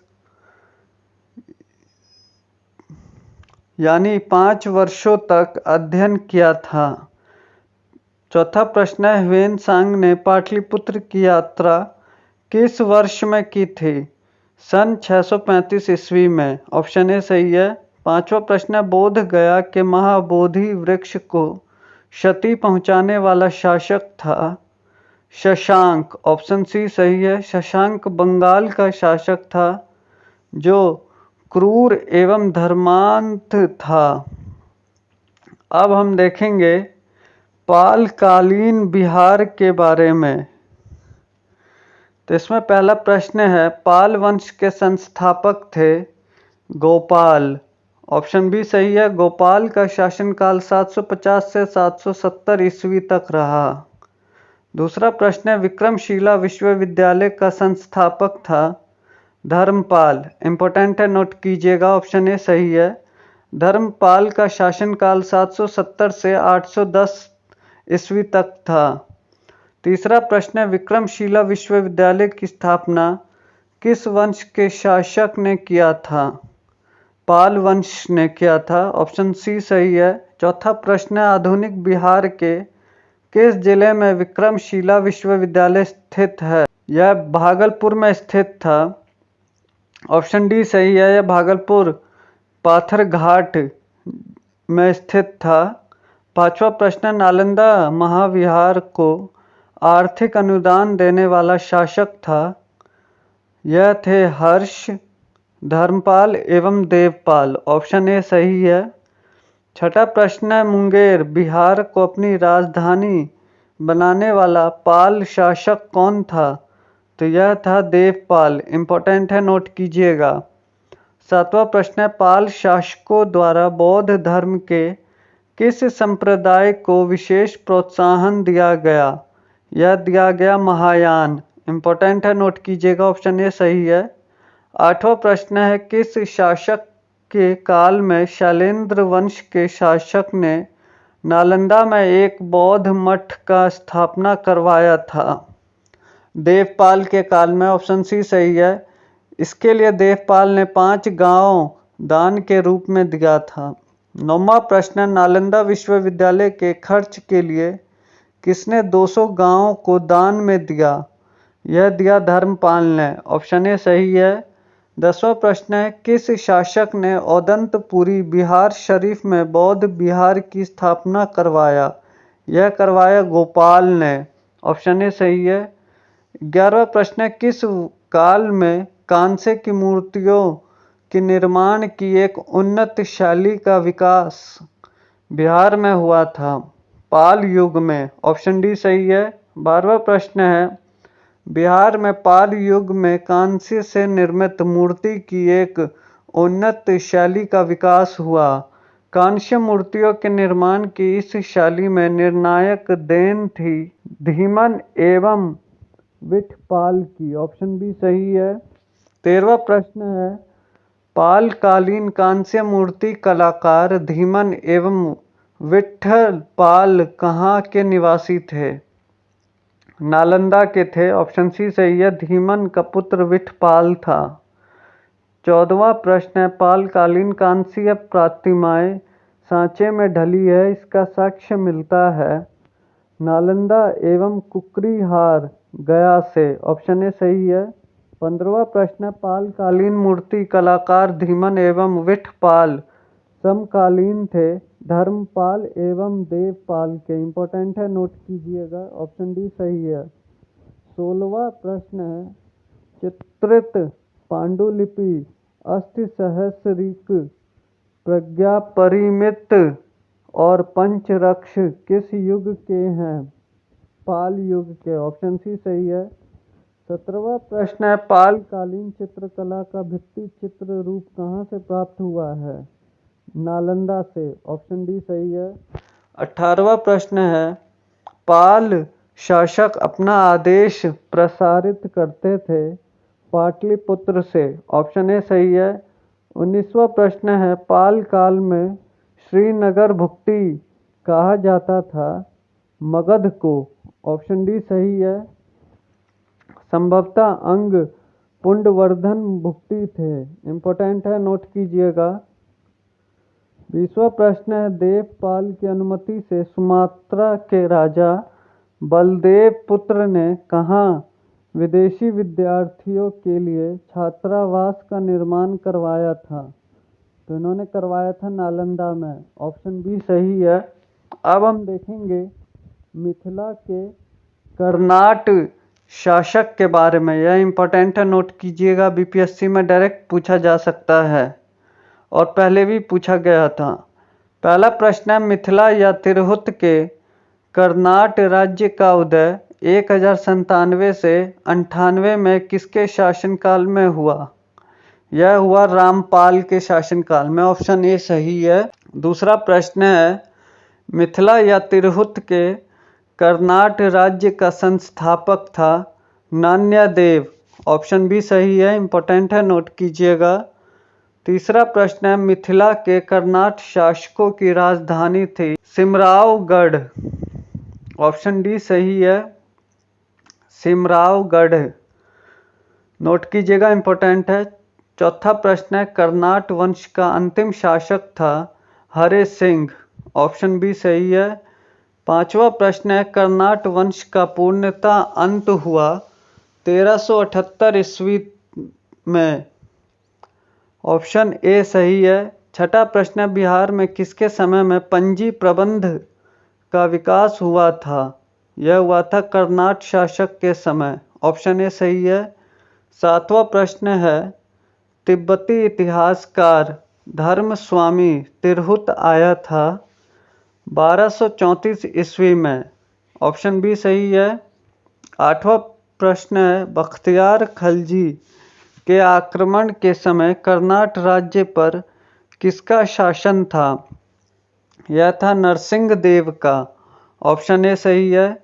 नौवां प्रश्न, तुर्क सेनापति तुगरिल तुगन द्वारा मिथिला पर आक्रमण की चर्चा करने वाला विदेशी यात्री है। यह था धर्मास्वामिन और मुल्ला तकिया। ऑप्शन डी सही है, बी एवं सी दोनों। 10वां प्रश्न, तुगरिल तुगन के अभियान के समय कर्नाट राज्य का शासक था राम सिंह देव। ऑप्शन बी सही है। 11वां प्रश्न है, कर्नाट शासकों में कौन एक महान समाज सुधारक था? हरे सिंह देव। ऑप्शन बी सही है। 12वां प्रश्न है, पंजी प्रबंध मिथिला क्षेत्र में किसके शासनकाल में मुख्य रूप से विकसित हुआ? वह हुआ हरि सिंह देव के शासनकाल में। इम्पोर्टेंट है, नोट कीजिएगा। यह थे प्राचीन बिहार के कुछ महत्वपूर्ण प्रश्न। अब हम देखेंगे मध्यकालीन बिहार के इम्पोर्टेंट प्रश्न। सबसे पहले है, बिहार में तुर्कों का आगमन। पहला प्रश्न, बिहार में तुर्क सत्ता का संस्थापक कौन था? इसका सही उत्तर है इब्न बख्तियार खलजी। ऑप्शन बी सही है। इसका पूरा नाम इख्तियारुद्दीन मोहम्मद इब्न बख्तियार खिलजी था। यह इम्पोर्टेंट है, नोट कीजिएगा। दूसरा प्रश्न है, बख्तियार खलजी की बिहार में पहली महत्वपूर्ण विजय कौन सी थी? तो इसका उत्तर है बिहार शरीफ, ओदंतपुरी की। ऑप्शन ए सही है। उसने बिहार शरीफ पर विजय 1198 ईस्वी में प्राप्त की थी। बख्तियारपुर नामक शहर की स्थापना बख्तियार खलजी ने करवाया। तीसरा प्रश्न है, बिहार में तुर्क सत्ता की स्थापना हुई 1198 ईस्वी में। ऑप्शन डी सही है। इंपॉर्टेंट है, नोट कीजिएगा, बीपीएससी में डायरेक्ट पूछा जा सकता है। चौथा प्रश्न है, बख्तियार खलजी ने अपना प्रशासनिक मुख्यालय बनाया था बिहार शरीफ में। ऑप्शन बी सही है। पांचवा प्रश्न, नालंदा विश्वविद्यालय को किसने ध्वस्त किया? उत्तर है बख्तियार खलजी ने। ऑप्शन डी सही है। बख्तियार खिलजी के शव को बिहार शरीफ में दफनाया गया था। एडिशनल जानकारी है। छठा प्रश्न है, बख्तियार खिलजी के आक्रमण के समय पाल वंशीय शासक था इंद्रयुम्न पाल। ऑप्शन बी सही है। सातवां प्रश्न है, बख्तियार खिलजी के आक्रमण के समय सेन वंशीय शासक था लक्ष्मण सेन। ऑप्शन सी सही है। आठवां प्रश्न है, बिहार के सूफी संतों का आगमन किस शताब्दी में हुआ था? उत्तर है 12वीं शताब्दी। ऑप्शन बी सही है। नौवां प्रश्न है, बिहार में आने वाले पहले सूफी संत थे मोमिन आरिफ। ऑप्शन ए सही है, नोट कीजिएगा, इंपॉर्टेंट है। 10वां प्रश्न है, मनेर की विजय से किस सूफी संत का संबंध था? वह था ताज फकीह का। ऑप्शन बी सही है। अब हम देखेंगे सल्तनत कालीन बिहार। इसमें पहला प्रश्न है, बिहार में सैनिक अभियान आयोजित करने वाला पहला सुल्तान था इल्तुतमिश। ऑप्शन बी सही है। दूसरा प्रश्न है, बिहार को दिल्ली सल्तनत के अधीन करने वाला प्रथम सुल्तान था इल्तुतमिश। ऑप्शन ए सही है। तीसरा प्रश्न है, इल्तुतमिश ने 1225 ईस्वी के लगभग किसे पराजित कर बिहार पर अधिकार किया था? तो यह है हिसामुद्दीन ऐबज। ऑप्शन सी सही है। चौथा प्रश्न है, निम्न में से कौन सल्तनत काल में बिहार का प्रांतपति नहीं रहा था? तो यह है मुबारिज खां नहीं था, बाकी यह तीनों थे।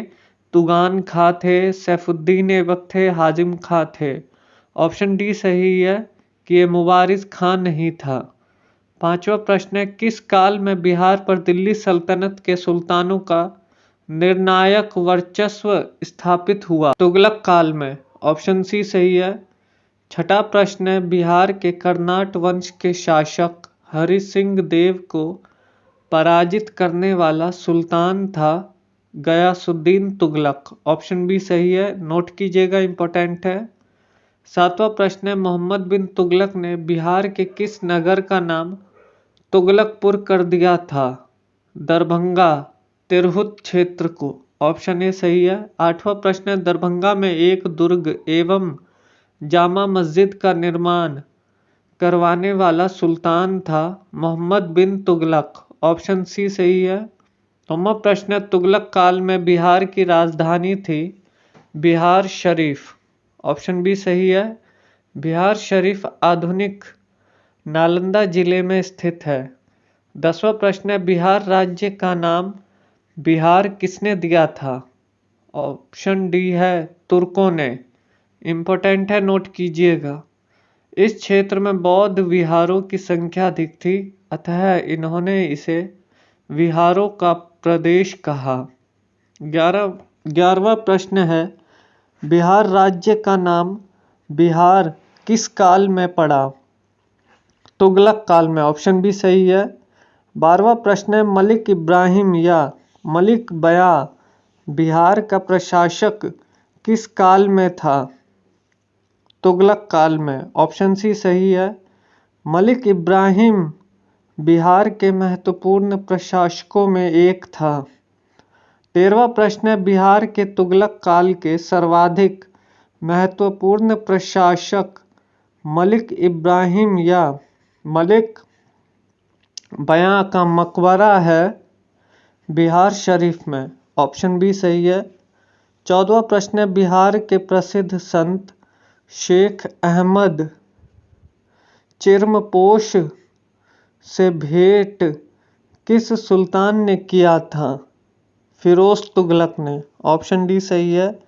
15वां प्रश्न है, फिरोज तुगलक का फारसी अभिलेख बिहार शरीफ से मिलता है। ऑप्शन ए सही है। 16वां प्रश्न है, उत्तर बिहार के कर्नाट शासकों का अंत किस सुल्तान के द्वारा हुआ? तो यह हुआ गयासुद्दीन तुगलक के द्वारा। ऑप्शन बी सही है। मोहम्मद तुगलक के काल में तिरहुत का क्षेत्र सल्तनत में मिला लिया। इम्पोर्टेंट है, नोट कीजिएगा। 17वां प्रश्न है, 14वीं सदी में तिरहुत में फिरोज ने किस वंश का शासन आरंभ करवाया था? तो यह था वैनवार वंश का। ऑप्शन बी सही है। 18वां प्रश्न है, तिरहुत के किस वैनवार वंश के शासक के छत्र छाया में प्रसिद्ध कवि विद्यापति ने अपने काव्य की रचना की? इसका उत्तर है शिव सिंह। ऑप्शन सी सही है। इम्पोर्टेंट है, नोट कीजिएगा। 19वां प्रश्न है, बिहार में प्रारंभिक तुर्क गतिविधियों के संदर्भ में महत्वपूर्ण जानकारी के प्रमुख स्रोत है तबकाते नासिरी। ऑप्शन ए सही है। 20वां प्रश्न है, इब्राहिम लोदी के काल में बिहार के किस सूबेदार ने सुल्तान के विरुद्ध विद्रोह किया? दरिया खां नुहानी ने। ऑप्शन ए सही है। 21वां प्रश्न है, बिहार के जनजातीय क्षेत्र के लिए झारखंड शब्द का प्रयोग पहली बार हुआ 13वीं शताब्दी में। ऑप्शन बी सही है। 22वां प्रश्न है, वर्तमान बिहार क्षेत्र के लिए बिहार नाम सर्वप्रथम किस रचना में मिलता है? तो यह मिलता है तबकाते नासिरी में। ऑप्शन ए सही है। 23वां प्रश्न है, किस सुल्तान के तिरहुत को तुगलकपुर का नाम लिया? यह मोहम्मद बिन तुगलक। ऑप्शन बी सही है। किस सुल्तान ने तिरहुत तुगलकपुर से अपने सिक्के जारी किए? तो यह था मोहम्मद बिन तुगलक ने किए। ऑप्शन बी सही है। 25वां प्रश्न है, किस सुल्तान ने राजगीर स्थित जैन मंदिरों को अनुदान दिए? तो यह फिरोज शाह तुगलक ने दिया। ऑप्शन सी सही है। 26वां प्रश्न है, तुगलक काल में बिहार के प्रांतपति पद पर आसीन रहे मलिक बयां भी और मजदूल मुल्क भी। तो ऑप्शन सी सही है, ए और बी दोनों है। 27वां प्रश्न है, दिल्ली के किस सुल्तान ने बिहार में सैनिक अभियान कर मुंगेर तक अपना राज्य विस्तृत किया? तो यह था सिकंदर लोदी ने। ऑप्शन सी सही है। 28वां प्रश्न है, बख्तियार खलजी का बिहार में प्रथम पड़ाव कहाँ था? यह था मनेर में। ऑप्शन ए सही है। 29वां प्रश्न है, बिहार शरीफ स्थित मलिक बयां के मकबरे की विशेषता है? तो यह है कि यह सलामी दीवार अथवा बैटर्ड वॉल से है, लंबूतरा गुंबद अथवा कॉनिकल डोम है। तो ऑप्शन सी सही है, ए और बी दोनों है। 30वां प्रश्न, मनेर स्थित बड़ी दरगाह में किसका मजार है? यह है मुखदुम यहिया का। ऑप्शन बी सही है। अब हम देखेंगे चेरो वंश और उज्जैनिया वंश। पहला प्रश्न है, पूर्व मध्यकाल में सोन नदी की घाटी के क्षेत्र में किस जनजातीय राज्य का उत्थान हुआ? खरवार। ऑप्शन ए सही है।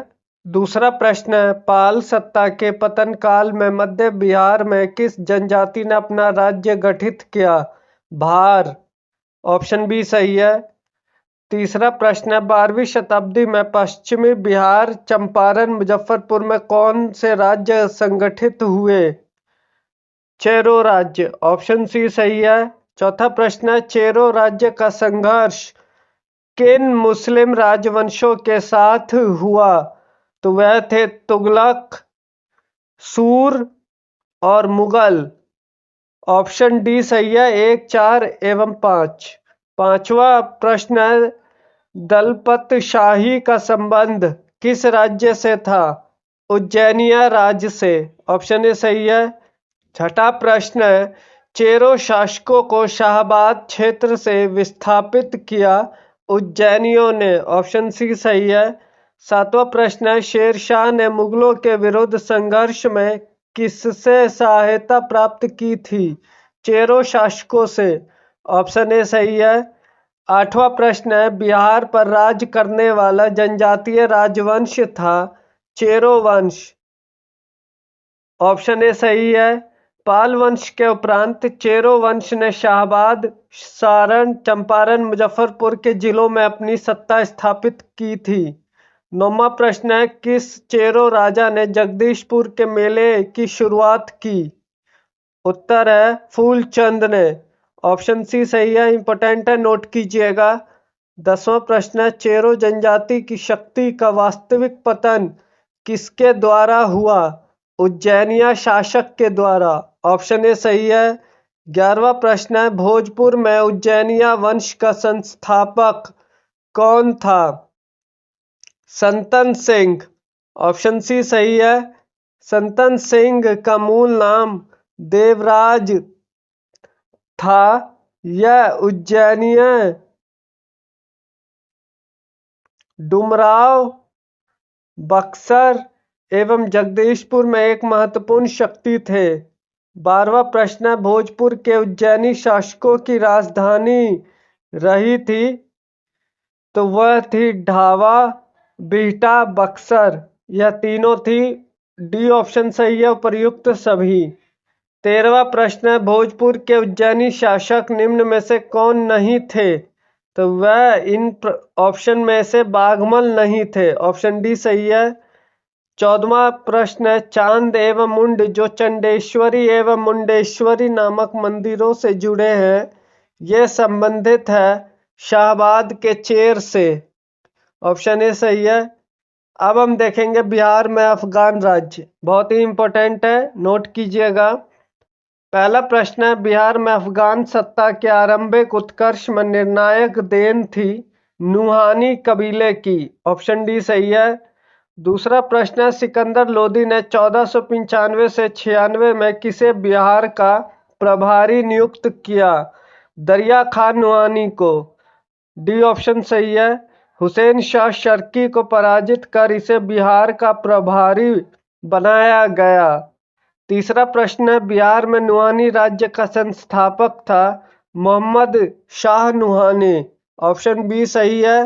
मोहम्मद खां लोहानी का असली नाम बहार खां था। इसने दिल्ली सल्तनत से अपनी स्वतंत्रता घोषित कर दी। उत्तर बिहार का क्षेत्र सारण इत्यादि एक अन्य अफगानी नुसरत खां बंगाल के सुल्तान के अधीन था। चौथा प्रश्न है, महमूद लोदी को विस्थापित कर बाबर ने किसे बिहार का प्रशासक नियुक्त किया? ऑप्शन है जलाल खां को। ऑप्शन बी सही है। यह मोहम्मद शाह नुहानी का पुत्र था। सूर साम्राज्य के बारे में देखेंगे, विशेषकर शेरशाह सूरी, जिनका राज्यकाल 1540 से 45 तक था।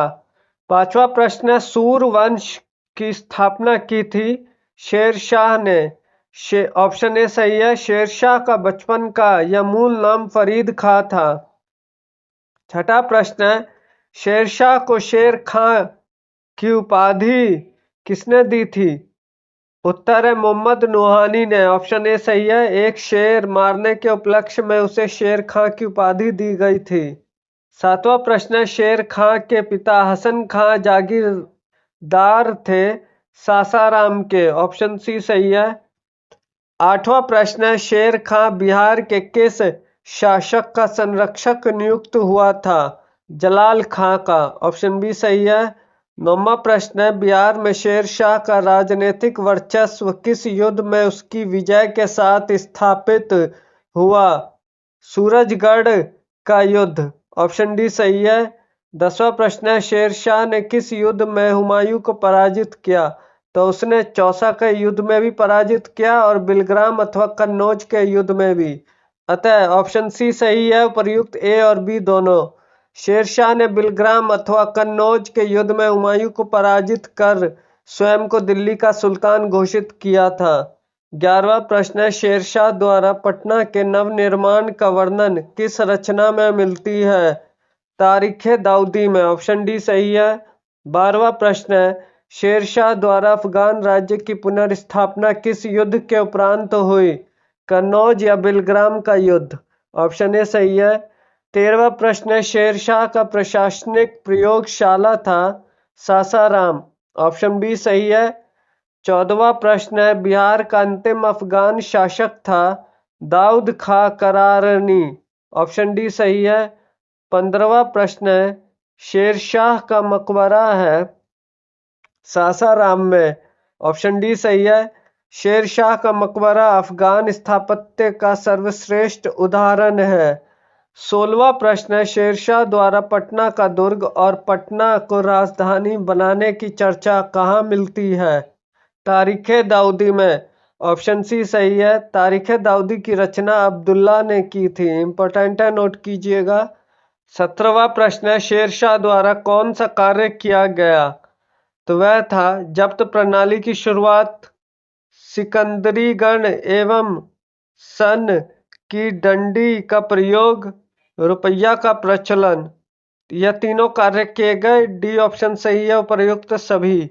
18वां प्रश्न है, बिहार राज्य में स्थित सासाराम रोहतास के किला का निर्माण करवाया शेरशाह ने। ऑप्शन ए सही है। 19वां प्रश्न है, निम्न में से कौन सा कार्य शेरशाह द्वारा नहीं किए गए? तो यह इबादत खाना का निर्माण नहीं किए गए, बाकी ये तीनों कार्य किए गए, जैसे कि देश की भूमि का सर्वेक्षण, ग्रैंड ट्रंक रोड सड़क ए आजम का निर्माण करवाया गया, किसानों को पट्टा देने तथा कबूलियत की प्रथा का आरंभ भी शेरशाह द्वारा करवाया गया था। 20वां प्रश्न है, मध्यकाल में पटना का नवनिर्माण करवाया था शेरशाह ने। ऑप्शन सी सही है।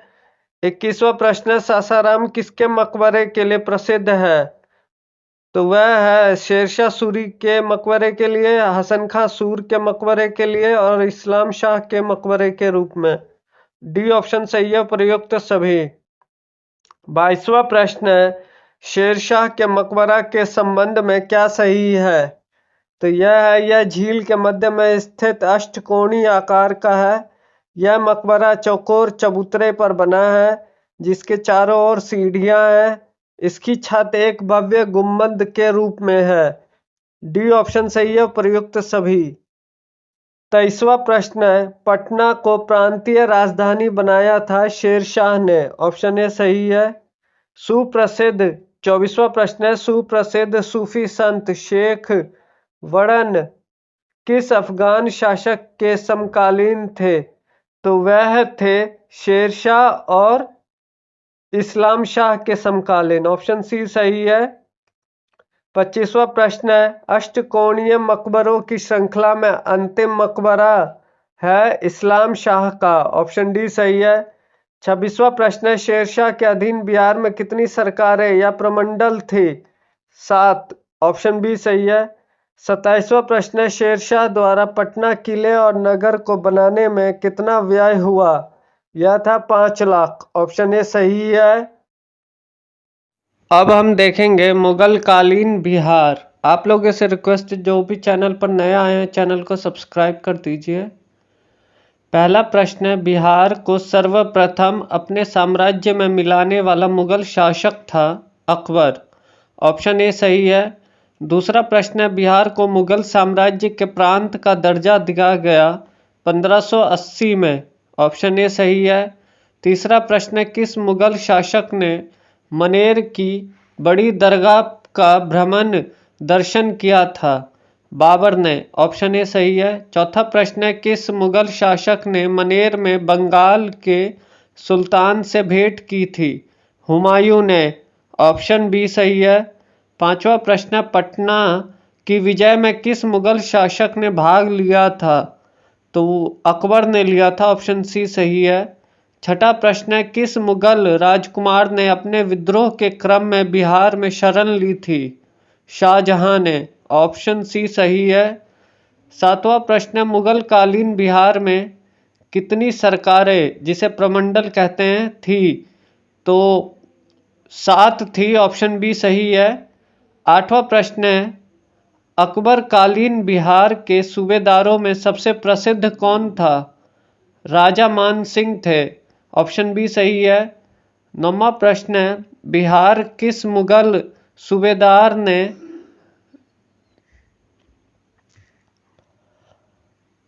नौवां प्रश्न है, बिहार को किस मुगल सूबेदार ने रोहतास को अपनी राजधानी बनाया? राजा मान सिंह ने। ऑप्शन बी सही है। 10वां प्रश्न है, किस मुगल शासक ने समय में बिहार में सर्वाधिक विद्रोह हुए? तो अकबर के समय में बहुत ज़्यादा विद्रोह हुए। ऑप्शन ए सही है। 11वां प्रश्न है, बिहार में मुगल कालीन इमारतों में सबसे पुरानी या पुराना है हाजीपुर की जामा मस्जिद। ऑप्शन ए सही है। 12वां प्रश्न है, राजकुमार अजीम द्वारा अजीमाबाद को बसाने पर कितना व्यय हुआ था? 1 करोड़। ऑप्शन सी सही है। 13वां प्रश्न है, बिहार में राजकुमार अजीम का कार्यकाल था 1702 से 1712 ईस्वी तक। ऑप्शन ए सही है। 14वां प्रश्न है, औरंगजेब के शासनकाल में बिहार में सरकारों या प्रमंडलों की संख्या थी 8। ऑप्शन सी सही है, नोट कीजिएगा। 15वां प्रश्न है, किस मुगल शासक के शासनकाल में खोखरा देश छोटा नागपुर की विजय संपन्न हुई? जहांगीर। ऑप्शन बी सही है। 16वां प्रश्न है, सिख गुरुओं में किनका बिहार से घनिष्ठ संबंध रहा? तो यह रहा गुरु नानक देव जी का, गुरु तेग बहादुर जी का और गुरु गोविंद सिंह जी का। तो इसका सही उत्तर है ऑप्शन सी 1, 3 और 4। नोट कीजिएगा। 17वां प्रश्न है, किस मुगल सम्राट के शासनकाल में बिहार पर दिल्ली का नियंत्रण स्थापित हो गया? तो यह हुआ फर्रुख।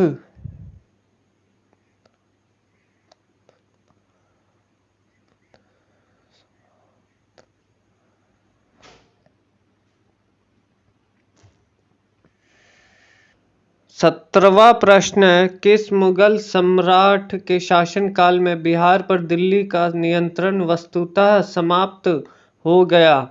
फर्रुख सियर के समय। ऑप्शन बी सही है। 18वां प्रश्न है, ईरानी यात्री मोहम्मद सादिक किस मुगल शासक के समय में बिहार आया था? जहांगीर के समय आया था। ऑप्शन बी सही है। 19वां प्रश्न है, ईरानी यात्री अब्दुल लतीफ किस मुगल शासक के शासनकाल में बिहार आया था? अकबर के। ऑप्शन ए सही है। 20वां प्रश्न है, राजा मान सिंह को बिहार प्रांत का प्रांतपति नियुक्त किया गया था अकबर के द्वारा। ऑप्शन सी सही है। राजा मान सिंह ने रोहतास को अपनी राजधानी बनाया। इंपॉर्टेंट है, नोट कीजिएगा। 21वां प्रश्न है, मुगल शासक जहांगीर ने 1621 में किसे बिहार का प्रांतपति नियुक्त किया था? तो राजकुमार परवेज को क्या था? ऑप्शन बी सही है। 22वां प्रश्न है, राजकुमार अजीम को किसने बिहार का सूबेदार बनाया? औरंगजेब ने। ऑप्शन डी सही है। 23वां प्रश्न है, पटना को अजीमाबाद नाम दिया राजकुमार अजीम ने। ऑप्शन बी सही है। 24वां प्रश्न है, वह प्रथम मुगल सम्राट जिसका राज्याभिषेक बिहार में हुआ? फर्रुख सियर का। ऑप्शन डी सही है। 25वां प्रश्न है, किस मुगल शासक का राज्याभिषेक पटना में हुआ था? फर्रुख सियर का। ऑप्शन ए सही है। 26वां प्रश्न है, किस मुगल शासक के काल में बिहार पर बंगाल के नवाबों का नियंत्रण स्थापित हुआ? बहादुर शाह एक का। ऑप्शन सी सही है। 27वां प्रश्न है, मुगल प्रांत बनने के उपरांत बिहार का गवर्नर बना मिर्जा अजीज कोकलातास। ऑप्शन बी सही है। 28वां प्रश्न है, मुगल कालीन बिहार का गवर्नर थे शुजात खां भी थे, सैयद खां भी थे, मुकरब खां भी थे। डी ऑप्शन सही है, उपर्युक्त सभी। 29वां प्रश्न है, बिहार में किस मुगल शासक का राज्याभिषेक अंग्रेजों के संरक्षण में हुआ? शाह आलम द्वितीय का। ऑप्शन बी सही है, शाह आलम द्वितीय का। 30वां प्रश्न है, मुगल काल में बिहार का व्यापार किस महाद्वीप से होता था? तो यह होता था एशिया महाद्वीप से भी, अफ्रीका महाद्वीप से भी, यूरोप महाद्वीप से भी। ऑप्शन डी सही है, प्रयुक्त सभी। 31वां प्रश्न है, बिहार में मुगल स्थापत्य कला का सर्वश्रेष्ठ उदाहरण है मनेर स्थित शाह दौलत का मकबरा। ऑप्शन बी सही है। 32वां प्रश्न है, बिहार के मनेर में स्थित शाह दौलत का मकबरा बनवाया था इब्राहिम खां काकर ने। ऑप्शन ए सही है।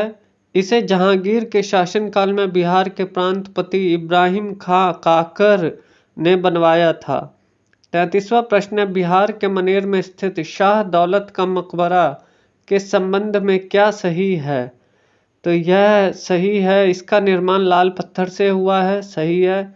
इस पर अकबर के अधीन विकसित संश्लेषित शैली का प्रभाव है। यह भी सही है। ऑप्शन सी सही है, उपर्युक्त ए और बी दोनों।